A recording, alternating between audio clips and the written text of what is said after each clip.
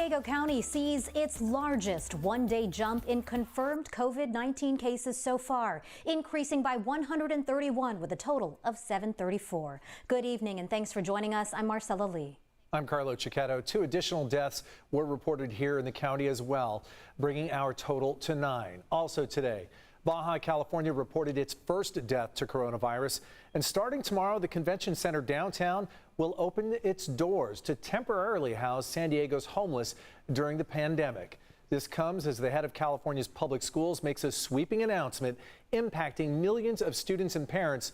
And with more on that, here's News 8's Richard Allen. Well, that's right. The California State School Superintendent said Tuesday he believes that students will not be returning to their classrooms through the rest of the school year and that schools throughout the state will be transitioning to online learning. It's a reality that San Diego Unified Schools have already been preparing for. In the meantime, local leaders today spoke out on how to stay safe while grocery shopping through this pandemic, while also honoring the brave job that grocery store workers have been doing.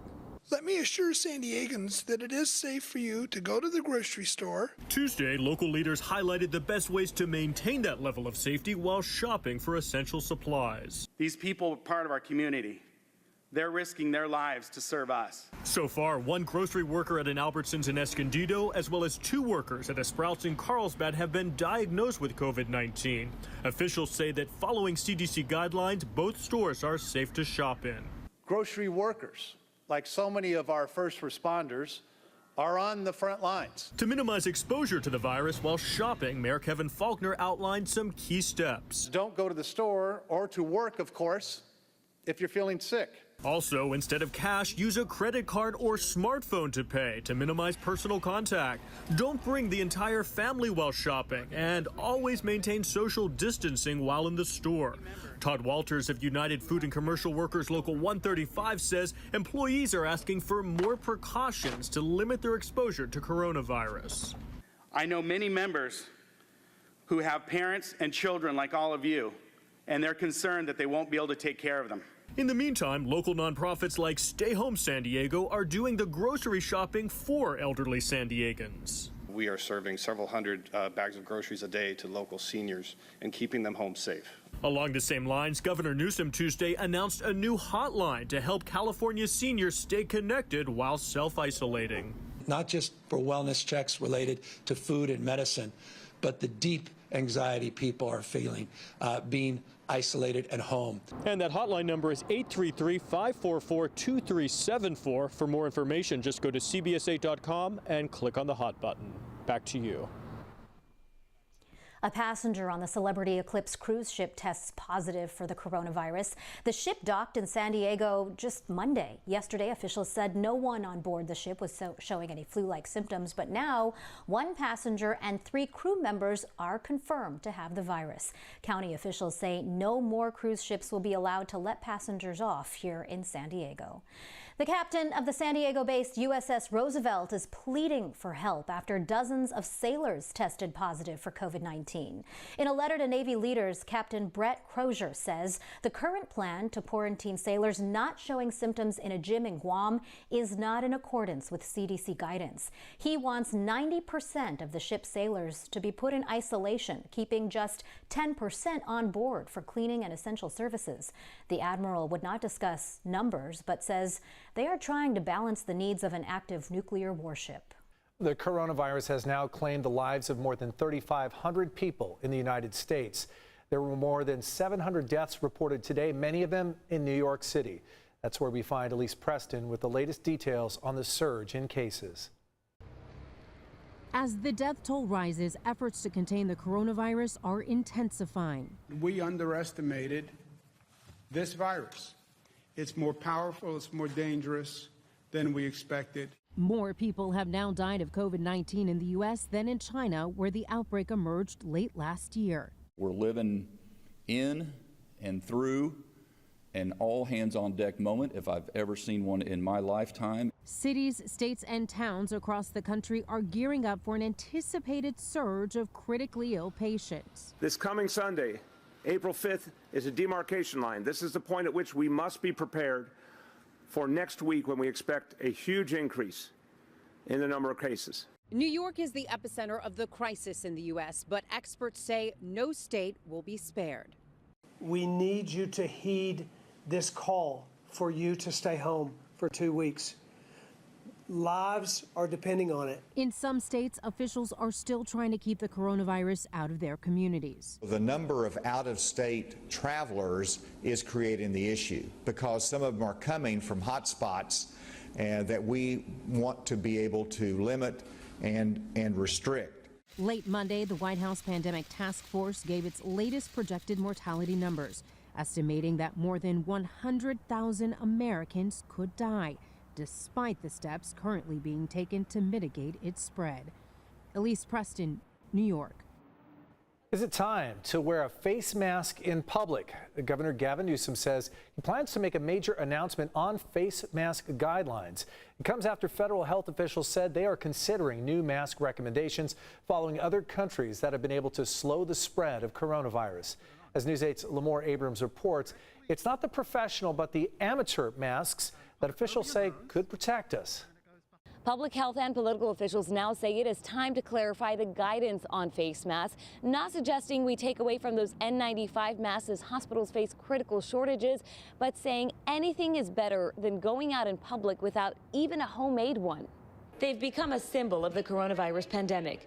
But from the beginning, face masks have also been the source of much confusion. I don't think the general population should be bringing masks with them to take wherever they go and wearing them. From this San Diego Kaiser infectious disease doctor to the director of the CDC. There's no role for these masks in the community. Until now, masks were discouraged for healthy people, used as shields protecting medical workers from catching it, and recommended only for the sick or anyone caring for them.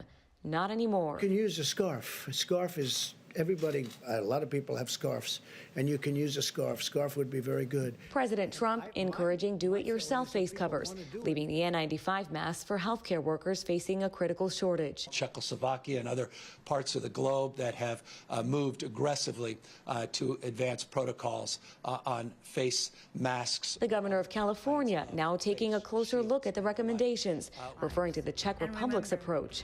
I protect you, you protect me. The hashtag Masks for All promotes the idea that homemade masks can be partially protective. Pop it over your nose. Here's a research scientist from the University of San Francisco showing how he makes his own out of T-shirts. In an op-ed in the Washington Post over the weekend, Jeremy Howard pointed to 34 scientific papers indicating that basic masks can be effective in reducing virus transmission in public. Apparently, even science is debatable. We want to be guided by science, and I'll just say this respectfully, science is a bit incomplete in this space. And as the governor plans his recommendation on masks, he is urging people to continue social distancing. Back to you. Thanks, Lamore. The city of Coronado joins a growing list of areas limiting the public's access to beaches, but stops short of a full closure. Today, the Coronado City Council ordered that its beach, including Dog Beach, be closed on weekends for the time being. The council also closed playground equipment and the bandstand at Spreckles. Parks will remain open. Council members will revisit the issue of closures next week to see if stricter measures are necessary.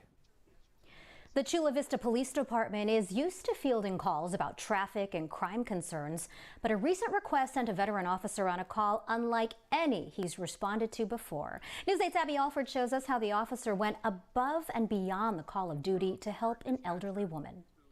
The Chula Vista Police Department has moved to its emergency response staffing, where patrol officers and dispatchers are working 12.5-hour shifts. So you're not getting your typical calls that you normally would. And there's not a police code for picking up groceries for an elderly woman.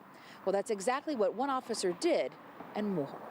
While working overtime for the Chula Vista Police Department, Agent David Martinez got a call to do a welfare check on a 90-year-old woman near 3rd and Moss. Got a text message also from our dispatcher who said, you know, this isn't a typical call, but let's see if you can help her out. The officer tried calling the elderly woman, but she didn't answer, so he went to her apartment. She was very appreciative that I was there, that I showed up. She couldn't get a hold of her caretaker. She needed Neosporin and stomach reliever. He asked if she needed anything else or hot meal. She said no, that her stomach wasn't feeling that well. She had ate earlier, but she wasn't that hungry. Back in his patrol car, Officer Martinez drove to the nearby Walgreens where he stocked up the grocery cart with the medicines. He also added to the list soup and water. Grocery shopping is not something taught in the academy. And I just wanted to make sure, that I took the extra moments and time to make sure that she had everything that she needed. The Chula Vista Police Department Officers Association took care of the $50 grocery bill. She offered to give me money for it. I said, no, don't worry about it. It's taken care of. Back at her home, he dropped off her groceries and even took her trash out. He made sure that she had resources and left. But he still hasn't cleared the call, known as a 10-8. While helping out in dispatch, Agent Martinez called to check in on the 90-year-old woman just to say hi. This is the first time in my 15 years here that I've ever had a call for a service like that. So it kind of reminded me of my grandma. The elderly woman did not want her picture taken, but Officer Martinez wanted to make sure that he shared this story of how police are serving during this pandemic, and also a reminder for us to check in on our elderly family members and our neighbors. In Chula Vista, I'm Abby Alford for News 8. These officers are on the front lines in more ways than one. Well, you can always count on Lizzo to make sure people are feeling good, even during difficult times like these. And today, the pop star had a special message for healthcare workers right here in San Diego. Hello, Scripps Memorial La Jolla. It's Lizzo. I just wanted to say thank you so much for working so hard for us. I really appreciate it from the bottom of my heart. And you know the world does. We all watching. We all praying for you. We all so thankful for you. So I thought, it would be nice to send y'all some food. Today, the Grammy winner sent lunch to nurses at Scripps La Jolla to thank them for all of their hard work during this pandemic. Scripps is one of several hospitals that received food from the singer. Turns out she is 100% that generous. She really is.